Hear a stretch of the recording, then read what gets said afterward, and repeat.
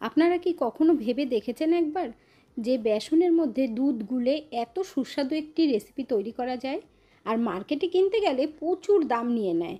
তাই আপনারা মার্কেট থেকে না কিনে ঘরেই তৈরি করুন। একদম সহজভাবে তৈরি করে দেখাবো, যেটা আপনারা দেখা মাত্রই তৈরি করতে পারবেন। আর কাউকে যখন একবার তৈরি করে খাওয়াবেন, সে আপনার প্রশংসা না করে থাকতেই পারবে না। নমস্কার বন্ধুরা, মিঠুস ওভেনে আপনাদের সবাইকে স্বাগত জানাই। আজ আমি আরও একটি নতুন ভিডিও নিয়ে চলে এসেছি আপনাদের সামনে। প্রথমে আমরা বেসন গুলে নেব। তার জন্য মিক্সিং বোলের মধ্যে বেসন নিয়ে নিতে হবে। কাপ মেপে 2 কাপ পরিমাণে দিয়ে দিচ্ছি। আপনারা যে কোনো বাটি বা চায়ের কাপ মেপে নিতে পারেন। এখানে আমি এই কাপ মেপেই 1 কাপ দুধ দিয়ে দেব। আর দুধটা কিন্তু আগে থেকে জাল দিয়ে ঠান্ডা করে নিয়েছি। এখন অল্প অল্প দুধ দিয়ে ব্যাটার তৈরি করে নিতে হবে। বেসনের মধ্যে যেন কোনো রকম দলা দলা ভাব না থাকে, তাই অল্প অল্প দুধ দিয়ে কিন্তু ব্যাটারটা তৈরি করতে হবে। বেসন গোলাতে গোলাতে আপনাদের যদি মনে হয় যে গাঢ় হয়ে গেছে, তাহলে কিন্তু আরেকটু দুধ দিতে হবে। এখানে দেখুন বন্ধুরা, 1 কাপ দুধ পুরো দিয়ে দিয়েছি, আর অল্প করে দিয়ে দেব। এখানে আমি আরও 4 চামচ মতো দুধ দিয়ে দিলাম। এরপর ব্যাটার আমাদের তৈরি করে নিতে হবে। আপনাদেরকে আমি দেখিয়ে দিচ্ছি ব্যাটারটা কীরকম তৈরি হবে। কনসিস্টেন্সি দেখলেই আপনারাও বুঝতে পারবেন। দেখুন বন্ধুরা, ঠিক এইভাবেই কিন্তু তৈরি করতে হবে।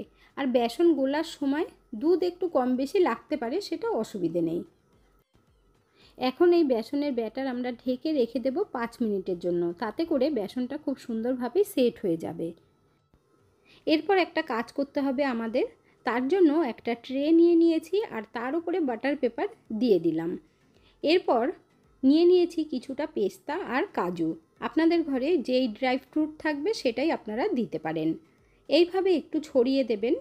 আশা করছি আপনারা বুঝেই গেছেন যে আমি কি তৈরি করব। হ্যাঁ বন্ধুরা, আজ আমি দারুণ মজাদার একটি মিষ্টি তৈরি করব। তার জন্য এই রকমভাবে একটু পেস্তা আর কাজু ছড়িয়ে দিতে হবে। আর এই বাটার পেপারের নিচে আমি একটু হালকা করে তেল লাগিয়ে নিয়েছি, যাতে বাটার পেপারটা বসে যায় ঠিকভাবে। এখানে দেখুন পুরো সেট করে নিয়েছি। আপনারা কিন্তু যে কোনো প্লেটের মধ্যেও তৈরি করতে পারবেন। এরপর চলে যাব গ্যাসের কাছে। গ্যাসের ওপরে একটা ননস্টিকের কড়াই বসিয়ে দিয়েছি। তার মধ্যে 1/2 কাপ পরিমাণে ঘি দিয়ে দিলাম। আর গ্যাসের ফ্লেমটাকে অবশ্যই কিন্তু লো আঁচে করে রাখতে হবে। এরপর বেসনের ব্যাটার ঘিয়ের মধ্যে ঢেলে দেব। আর ঘিটা কিন্তু যেন খুব গরম না হয়, সেটা অবশ্যই খেয়াল রাখবেন। আপনারা ঘরে যখন এই রেসিপিটা তৈরি করবেন, চেষ্টা করবেন ননস্টিকের কড়াইতে করার। আর যদি না থাকে তাহলে নর্মাল কড়াইতে করবেন, মানে অ্যালুমিনিয়ামের কড়াইতে করবেন, তাতেও হবে। তবে একটু ধৈর্য ধরে করতে হবে। এরপর দেখুন কন্টিনিউ নাড়াতে হবে। আর এখানে দেখতেই পাচ্ছেন ঘিটা কিন্তু বেসনের সাথে এখনও পুরোপুরি মিশে যায়নি। গ্যাসের ফ্লেমে একদম লো আঁচে রেখে ঘিয়ের সাথে বেসনটাকে আমাদের ভেজে নিতে হবে। বন্ধুরা, আজকের রেসিপিটা যদি আপনাদের কাছে ভালো লেগে থাকে, তাহলে আমার চ্যানেলটিকে অবশ্যই সাবস্ক্রাইব করবেন। পাশে থাকা বেল আইকনটি দাবিয়ে দেবেন, সবার সাথে শেয়ার করবেন। একটা লাইক করতে ভুলবেন না কিন্তু।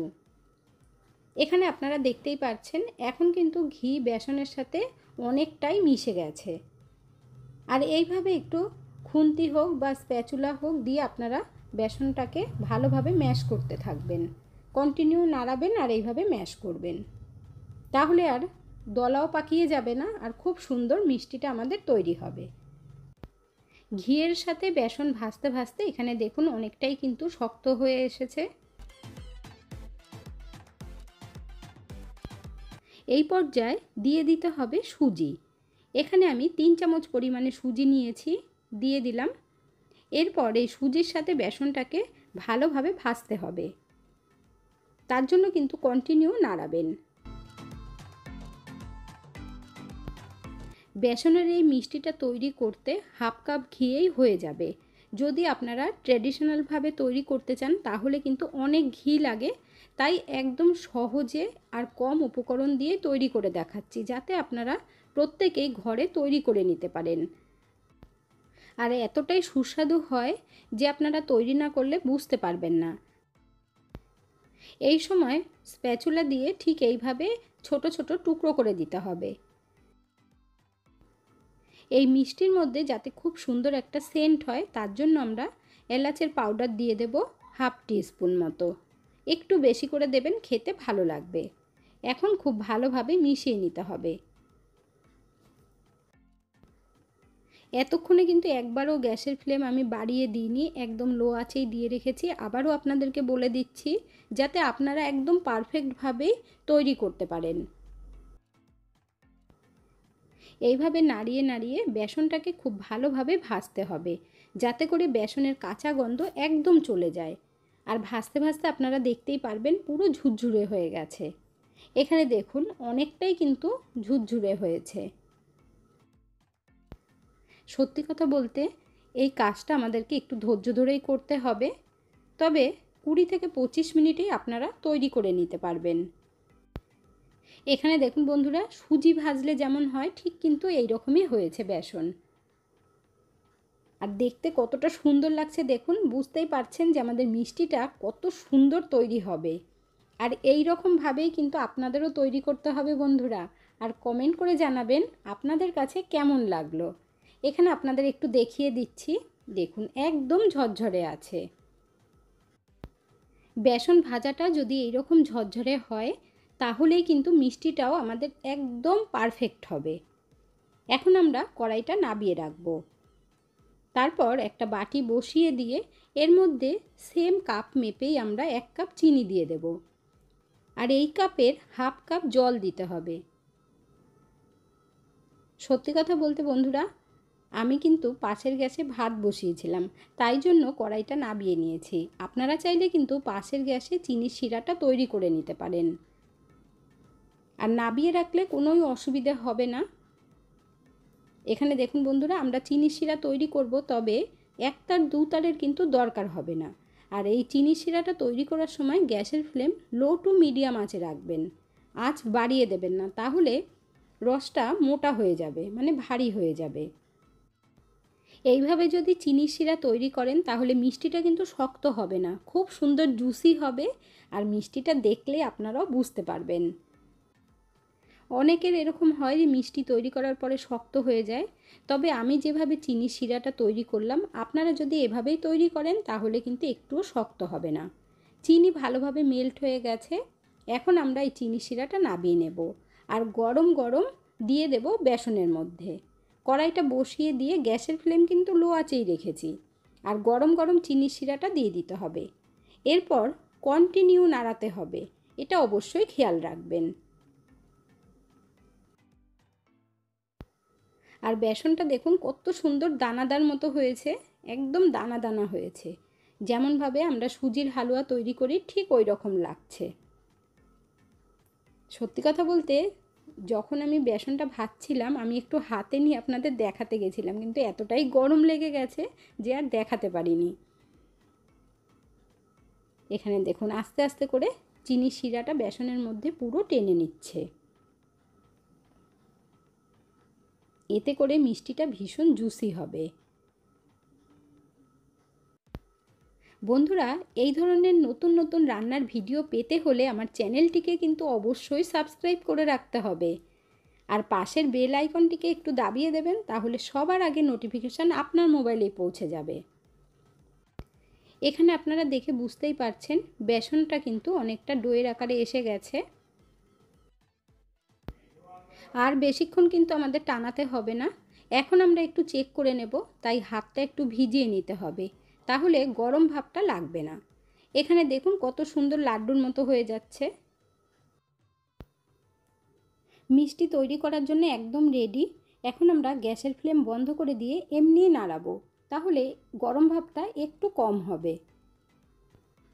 গ্যাসের ওপর থেকে কড়াইটা নামিয়ে নিয়ে বাটার পেপারের ওপরে বেসনের এই ডোটা আমাদেরকে দিয়ে দিতে হবে, আর একটু ছড়িয়ে ছড়িয়ে দিতে হবে।